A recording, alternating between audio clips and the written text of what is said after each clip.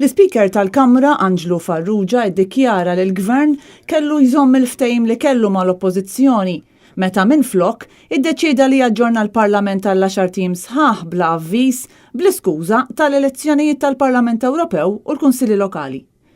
Dan intqal f'laqgħa tal-Kumitat tax-Xogħol tal-Kamra fejn fost l-oħrajn tkellmu d-deputati David Agius u Robert Kutajjar. Fil-House Business Committee qiegħda ċara.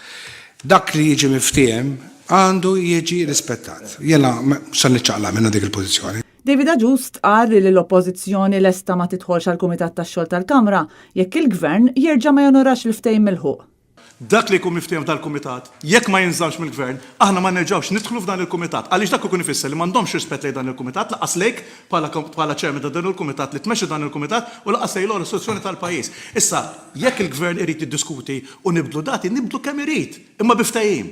David Agius tkellem dwar ir-rwol tal-Ombudsman u appella biex jiġu diskussi r-rapporti tiegħu. U appella wkoll biex isir pjan dwar kif ir-rakkomandazzjonijiet jistgħu jsiru.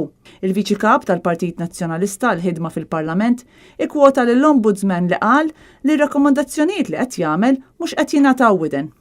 Minħa tiegħu il-web tal-Grupp Parlamentari Nazzjonalista Robert Kutajjar tkellem dwar il-fatt li m'hemmx ġustifikazzjoni għal xogħliment kmieni tal-Parlament u saħaq li l-Parlament qatt ma waqaf fil-ħidma tiegħu minn 10 ijiem qabel l-elezzjoni.